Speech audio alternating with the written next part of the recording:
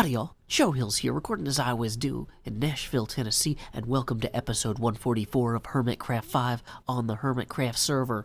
This is a video game played by hermits together. You know, you might not think a bunch of hermits, they get together, they play a game, but you know what? Hermits, because of their singular nature, are singularly good at games. Anyway, I want to apologize. The first time I tried to upload this episode, it did not go so well. Some people were like, Joe, episode 144 is gross. And I was like, I wish that was intentional. But there was some problems with the footage, so we are going to give this another go. I'm going to show some of the things that I did in that episode. And, we're going to move on with our lives, because sometimes that's the best you can do. Anyway, in the end of episode 143, we started looking at how we could fix where the chapel met the bell tower, met the high tower here. And I ended up kind of just solving it by extending this roof out this way up until it hits the tower, which didn't actually have the treasure tower extended all the way down at the time. This is the one part of the castle that in the maps and stuff is never actually drawn, because all of the maps, are drawn from this angle. And so as you can see, the chapel and the bell tower here always pretty much completely obscure any part of this roof. We don't know what this part of this arch looks like. We only know what the first kind of 4 segments here look like. So I did my best to kind of figure out how it might come together. Now, I'm not entirely sure I love how this ended up being partially kind of off-center over this part of the chapel roof here.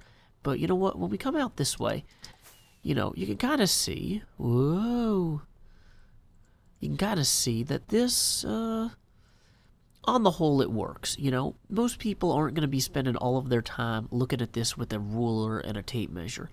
But, you know, I don't know. Maybe I could make it a little bit better.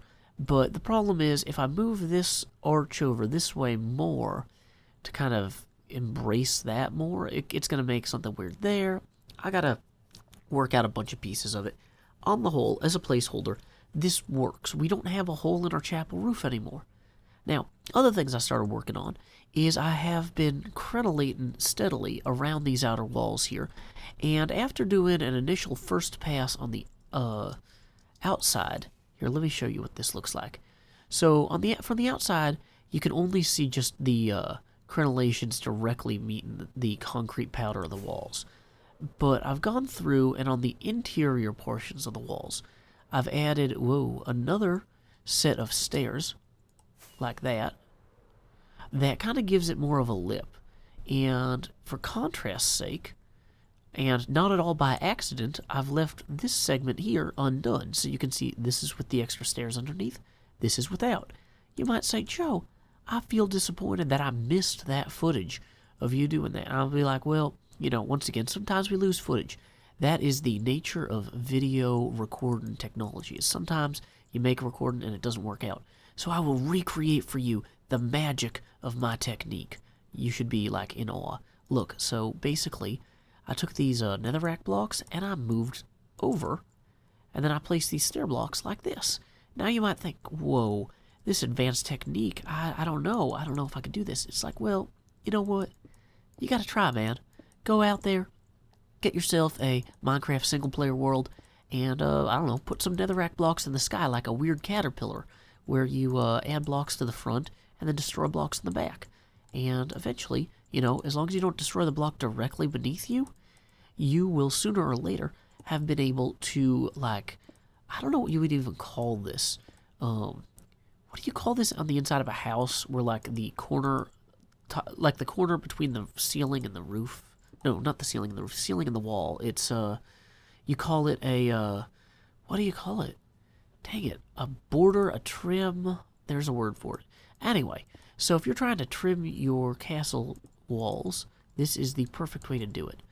And we are just going to come through here like so, continuously knocking out the back of these. Now, some of the things I discussed in that lost footage was that we successfully threw a really good 5th birthday party for my daughter at the Little Art House, which is a art studio in Nashville. And it was kind of cool because I didn't have to do too much, which is good because I was kind of sick that day. So I was really trying my best to just like, load and unload the car. and then sit quietly, which was nice. I just got to sit quietly and read my autobiography of Malcolm X book, which is this month's book club pick. And yeah, it was a good time. Basically, the people who run the studio had a bunch of art projects for all the little 5-year-olds and 6-year-olds to do. And then at the end, we had brought cake and drinks and stuff, and we served those. It was easy. It was a good, easy party that all the kids got to take home some artwork that they made, and, it was fun.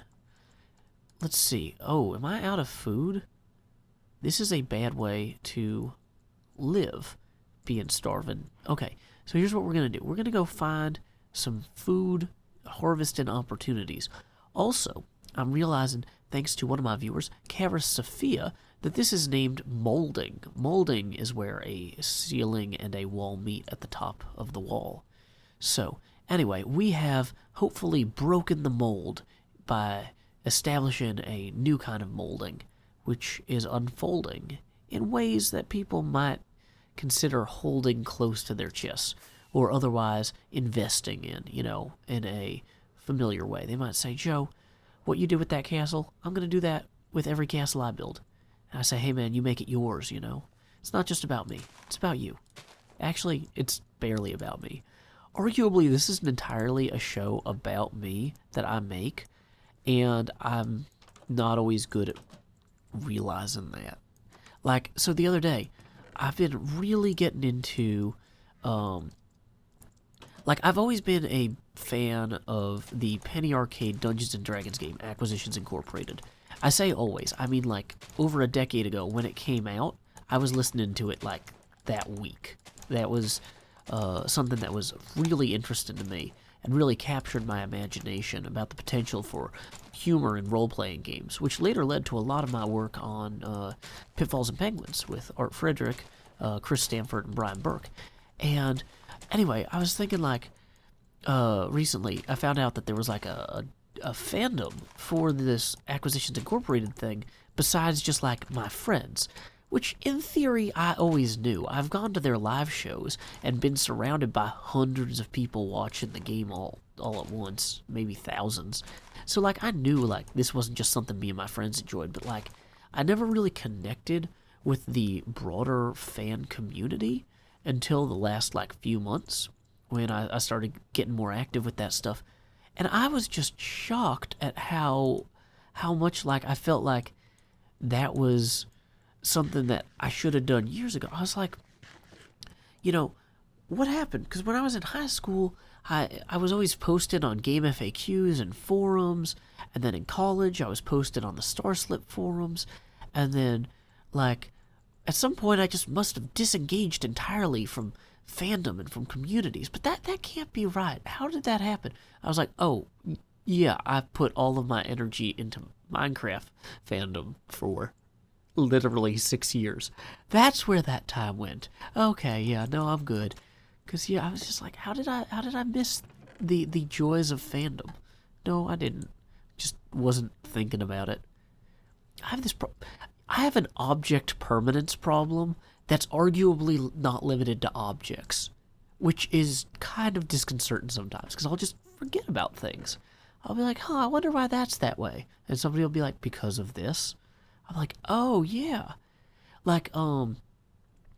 Or, for example, somebody asked me, I was talking to somebody at WordCamp about, which is the WordPress convention, and WordCamp US was actually hosted in Nashville this year, which was a pretty big deal, because WordCamp is WordCamp US is the big American one. And so anyway, somebody I got started talking to about Taoism there, and later on after the convention, they said hey, do you have any resources you could recommend me? Because I was talking to my mom about this Taoism thing, and she's interested in it. What's some good stuff to read? I was like, well, obviously you want to go to the source material. You can find the Tao Te Ching online. And then I was like, what else? Yeah, let me check the Wikipedia page. Yeah, the Wikipedia page is pretty good.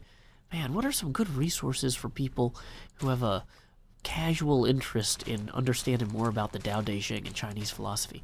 And then I'm just kind of thinking about it. I'm like, oh yeah, I did a series of like dozens of videos about those on YouTube, one of which has like thousands of views and was a big deal on Reddit at one point. Oh yeah, that's also a good resource. Like, whoops, that's a thing that happened, and I just kind of forgot about it. Whoops, like, it's funny because like I was just sitting there like going like I know there's good resources out there for people. I just don't remember. What is it? Whoops, it was me. I was the resource. So anyway, we've gone back to making this a show all about me, which is okay because, arguably this is a kind of a test recording. I tweaked a bunch of recording settings after everything broke last time. So, in theory, even if this episode all about me goes terribly, then I can feel good about throwing it away because I'll be like, well, that wasn't a very good episode about me. Only the best for me. Just kidding. I probably don't deserve the best. You know who does deserve a good episode about him, though, and was covered extensively in the footage that I did not, or was not able to use? Malcolm X. I might have mentioned earlier, our book club book for this month is, on my Patreon Discord, is the autobiography of Malcolm X. Now, a few reasons for that. One, African American History Month, so I was like, it'd be good to do a book written by an African American about the African American experience, and who has a interesting kind of historical value that is often overlooked. Two, somebody on the Penny Arcade Acquisitions Incorporated chat that I was in was talking about how he wanted to play as... Oh, dang it, there's a bug down there. He wanted to play a D&D game as a character who started off as a rogue and became a cleric. And I was just like, if you read the autobiography of Malcolm X, which I had read a couple years ago, that's actually the structure of the book. Like, it's the first half of it is kind of like Frank Abagnale's Catch Me If You Can, which is a famous book by a con artist, where he's just talking about, like, hey, a lot of people will think, hey, I'm this religious leader, and, that's good for me, but, there's no way they could find peace in their life from religion because, their lives are harder than mine. Here's how crazy my life is. Here's all the crimes I committed in hilarious, creative detail, and, just gonna keep going. Just believe in yourself. So, when people say, how could I turn my life around? Well, look at Malcolm X. His life started off pretty nuts. And it did. The whole first half of this book is super interesting if you're into, like, crime and just kind of creative mischief type stuff. And, there's obviously a lot of interesting historical detail about where he grew up, and because he started off in Michigan by Lansing and then moved to Boston. And there's just really interesting historical notes about those eras during the 30s and 40s, and I can't recommend the book enough. But and then when he gets into how he reformed in prison and whatnot, like, it's also an interesting book because the man never stops learning. Whoops. And so it's kind of inspiring in that way. Even though I don't agree with all of his conclusions or philosophies, I appreciate that he takes the time to say, here's my life. Here is how it informed my approach to self-education, and how as I educated myself, I drew new and different conclusions. And I think the greatest tragedy of his death is that he was still always evolving and learning and growing as a person, and a lot of people today still don't remember him fondly. But if you look at where he was when he was 20 versus a decade later versus years after that, like, the man came so far continuously in his life, and there was no sign he was slowing down. Like, he could have continued to grow and change, and I really think that he would have been a massively influential person his entire life, his entire natural life. And it's a real tragedy that he was not able to live out that natural life. So anyway, yeah, if you're interested in reading that book, it's called The Autobiography of Malcolm X, and the authorship is attributed also to Alex Haley, because the entire book was like he basically had a bunch of interviews with Alex Haley, who was a writer, because he was so busy with his ministry that he didn't have time to travel. Not that he didn't have time to travel. He didn't have time to write a book himself. But he had time to meet with his friend and say, hey, here, let's talk about a little bit about my life for a few hours a week. Whoa. Every week. And, yeah, it turned out pretty well. And for those of you guys who might be like, well, I don't know if I want to read a book about somebody who was in the clergy, like somebody religious, even if you're not a religious person, you got to keep in mind that a lot of leaders in the civil rights movement were very involved in one way or another with some sort of church. And you can't dismiss the writings of every civil rights leader on the basis that they have different religious beliefs than you. That's just closed-minded, and you are going to prevent yourself from learning. I'm not saying, oh, read this book and have the same beliefs as this guy, but hey, read this book and appreciate that this guy's beliefs shaped his actions, and those actions continue to shape the world today. You can't bury your head in the sand and pretend that religion doesn't exist. I had a friend in college who wanted to be a civil rights lawyer, and we were talking about the clergy at one point and ministers. And I said something like, obviously not all ministers are bad. And it's like, well, I don't know. And this person was like vehemently arguing, like, no, they're all taking advantage of people. I was like, no, I mean, some of them are genuinely trying to do good. You can't assume that every single person in a position of authority is trying to run some sort of scam or exploit people. I mean, even Martin Luther King Jr. was a minister. And this person who wanted to be a civil rights lawyer, that was why they were in college, was just like, what? Martin Luther King Jr. was a minister? That just shut me down. I was done. I was like, I cannot talk to you anymore. How do you not know this? And it's maybe not that person's fault that they were so poorly educated about the civil rights movement in America, because public school in Kentucky, but still, at a certain point, once you've made it to a top 20 university and you are on track for law school, you owe it to yourself to learn a little bit about these movements, about the way that America has happened and is happening yet. So, anyway, this is way more of an advertisement for the autobiography of Malcolm X and education than it is an advertisement for our book club. But if you do want to discuss the book, anybody who is a Patreon member of my community Patreon at patreon.com/JoeHills will be able to hop in the Discord, and we've got a book club room, so people can just go ahead and say what they think as they go. This book doesn't really have any spoilers because it is, history? So, that's just kind of one of those things where, we don't have to worry about people kind of being like, oh, hey, in chapter 5, can you believe this happened? It's like, well, it did happen. And so some of this was covered in school for some of us. So, it's just so much easier to do asynchronous book communication about historical works. But anyway, the sun is setting. This was a test recording. Hopefully it went well. But if not, I apologize in advance, and you will never see this. So, until next time, y'all, this is Joe Hills from Nashville, Tennessee. Keep adventuring.